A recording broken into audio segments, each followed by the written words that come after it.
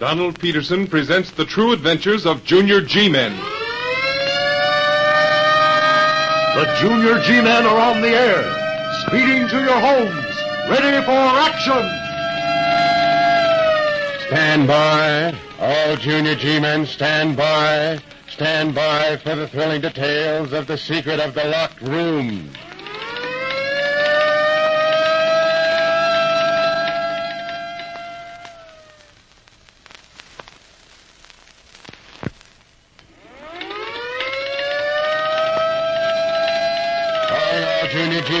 Calling all Junior G-Men. Stand by for report of Junior G-Man Bob Stewart concerning... The Secret of the Locked Room. Report number 972 in 3 parts is given by Operator Bob Stewart of Wendover.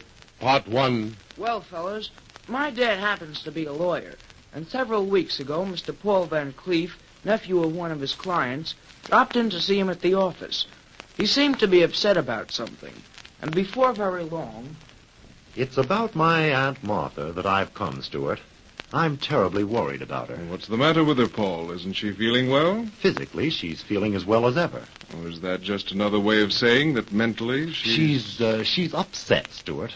Terribly upset. She's pretty old, you know, and I'm afraid she's beginning to imagine things. What sort of things? Well, as you know, we opened up the old country place last spring. There are just the 3 of us living there, Aunt Martha, old Jacob Graves, the butler, and me. Well, all of a sudden, I noticed that with the passing of each day, Aunt Martha was getting paler, thinner, more and more nervous. You questioned her, of course. Of course. And at first, she refused to explain. I kept after her, though, and finally she told me that she was convinced that... Well, this is going to sound ridiculous. What is it, Van Cleef? What did she tell you? She believes the house is haunted. Haunted? You mean to tell me that... I warned you, Stewart. I told you it would sound ridiculous. Yes, I know, but, well, this is too ridiculous. Your aunt's old, but she's an intelligent woman, always has been. And I can't... Oh, look here, Van Cleef, whatever made her think such a thing? I'd rather she told you that herself. You mean... I wish you'd arrange to pay us a little visit. I want you to see Aunt Martha yourself. She's really a pitiful sight. I see. Have you had her examined by a doctor? No, I haven't. I've been afraid to do anything like that. Afraid? Yes, afraid. Afraid of what a doctor might say. Besides, you're her lawyer, Stewart, and I want you to see her and talk to her before anything else is done. Well, I suppose I could drive up on a Saturday afternoon. It wouldn't be a very long drive. Just about 30 miles, isn't it? Yes, just about. You could stay for dinner. And then, after you've had a talk with her... Well, after I've had a talk with her, we'll have a little talk, and we'll see what we can do about getting her over this. Then you will come? Yes, I will, this Saturday. Good. The sooner you see her, the better I'll feel. The whole thing has me... You don't suppose the Van Cleefs will mind my coming, do you, Dad? Oh, I hardly think so. Miss Van Cleef has always been very fond of children. And her nephew, well, he seems to be pretty regular. Not a bit like his father. His father's dead, isn't he, Dad? Yep, died several years ago, just a few months before Paul went to live with his aunt. Wasn't there some trouble between them? Between whom? Miss Van Cleef and her brother. Well, yes, there was some trouble, Bob. Miss Van Cleef and Paul's father never got along very well together. Why not? Oh, he was, well, kind of lazy, I guess. That's why he was disinherited by his own father. Disinherited? Yep. Got off without a penny. And according to what Miss Van Cleef has told me, it was just because he wouldn't work. Henry was the sort of... Yes, Miss Van Cleef's brother, Paul's father. His name was Henry. Oh, I see. Well, what about him? Well, he wasn't very ambitious, son. He preferred to stay around the house and play on that violin of his. Then one day, his father walked...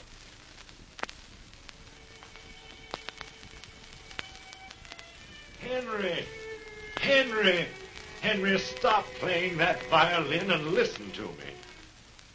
That's better. Well, what do you want? I want to talk to you about your future. Again? Yes, again. But this time we're going to reach a decision. That'll be nice. Perhaps you won't think so after you've heard what I've got to say.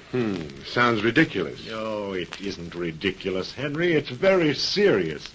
You've had every chance, every opportunity I could possibly give you, and Perhaps that's what's wrong. Perhaps I've spoiled you. Perhaps. Well, if I have spoiled you, Henry, I'm sorry. Sorrier than I can say, and I'm ready to right that wrong. You mean that I want you to leave this house, Henry.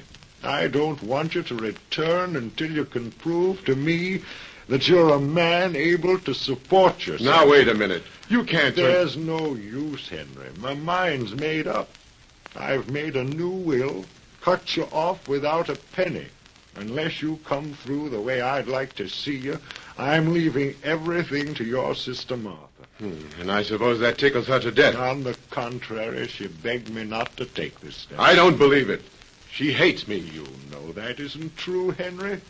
However, there's nothing more to be said. You mean I've got to go? You're putting me on my own? I've got to, Henry. Well, it's for your own good. I'm convinced of that. But what am I going to do? That's your problem, Henry, and you've got to face it. You've got a good education. Why, you can play the violin better All than right. most. All right. But you'll regret this. I hope not, Henry. You will, though. And so will Martha. Yes, so will Martha. And so, Bob, Henry packed his things and went away. What happened then, Dad? Well, a few months later, his father died, and naturally, the entire estate was given over to Martha Van Cleef, Paul's aunt. I see. And, Henry, what happened to him? Did he get a job? No, he didn't. The girl he married had quite a bit of money of her own, and they lived on that. By the time he died, there was hardly anything left, and Paul, having lost both his parents, was taken in by his aunt. That was kind of nice for her. Yes, it was. Paul has certainly shown his appreciation in a good many ways. Miss Van Cleef has often told me that she wouldn't know what to do. Well, it wasn't long before we arrived at the Van Cleef's place in the country, and that night, after we'd finished eating... Is there anything else, sir? No, that'll be all, Graves. You can go. Yes, sir. Very good, sir. Oh, Graves, Yes, Mr. Van Cleef? you can close that door, please. On your way out. Yes, There's sir. a bit of a draft. I noticed it myself, sir. You know, Miss Van Cleef, I'm a little worried about you. Worried?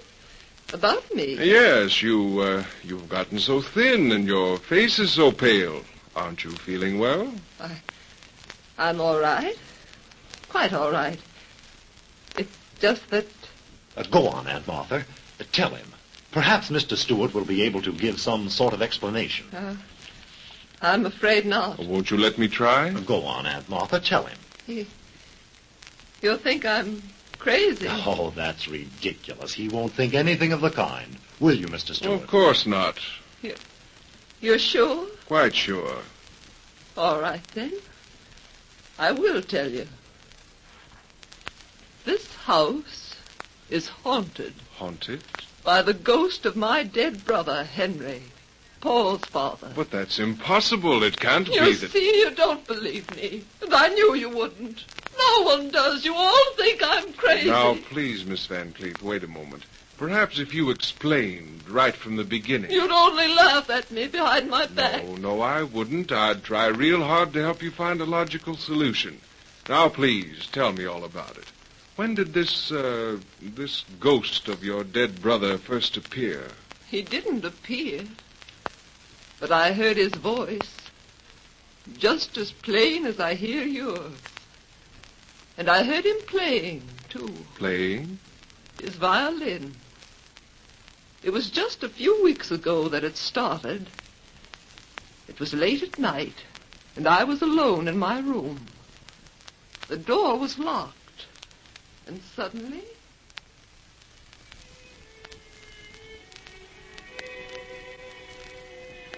What's that?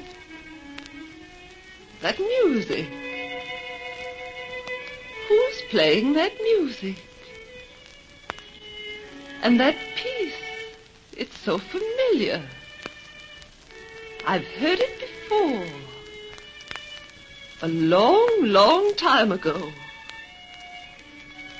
Why, it seems almost as if...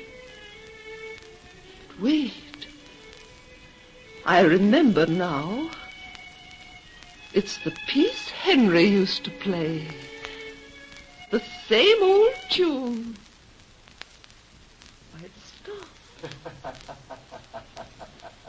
Who's that? Who's that? Remember me, dear sister? Remember me? You call me sister. And your voice is... Henry! Henry, where are you? You turned my father against Oh, that's not true, Henry. That's not me. true. He left you everything and cut me off without a penny. Oh, it wasn't my fault, Henry. I didn't want it. You thought you'd gotten away with it, didn't you? That I'd forgotten all about it. Please don't remind me. I haven't forgotten, dear sister, and neither shall you. Believe me, Henry, I didn't... I've come back from the darkness of death, from out of the gloom of the grave, to haunt you forevermore. Henry, you can't... Until we meet again, dear sister, farewell. Farewell. Please.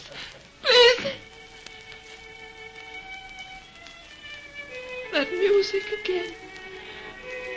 The same old tune. Gee whiz. That was the beginning. He's come back every night since then. And he always plays the same old tune. He never appeared to you? You never saw him? Never. Are you sure it was your brother's voice? Are you sure? Sounded like him. Just like him. Gosh, I wonder Now, what... wait a second, Bob. Okay, Dad. Now, Mr. Van Cleef, Yes. have you ever heard that voice, that music? No, I haven't. And Graves, the butler, what about him? Has he ever heard anything unusual? Never. Then you, Miss Van Cleef, are the only one who has... I knew it. You don't believe me. You think I'm hearing things. You think I'm crazy. And after Miss Van Cleef had gone to her room, Paul Van Cleef, Dad, and I went into the library. We talked the whole thing over, and then... Oh, it's all so fantastic, so unreal. Then you think my aunt is imagining things, hearing things that actually can't be heard. Well, what else can I think? She's the only one in the house who's heard these things, the only one who... I'm sorry, Van Cleef, but if I were you, I think I'd have her examined by a doctor. I was afraid you'd say something like that. Well, there's nothing else I can say. I understand, but you can imagine how I feel. Aunt Martha's been every bit as close to me as my own mother might have been if she'd lived. That's why I can't bring my... What's that? I don't know, but... Gee whiz, listen!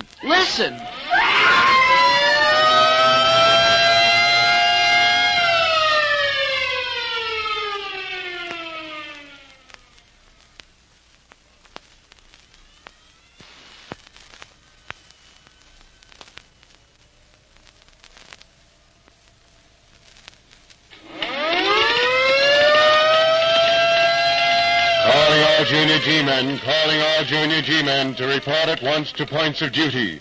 Calling Junior G-man Bob Stewart to report to Director Donald Peterson at the next meeting on this station to continue report concerning... The secret of the locked room.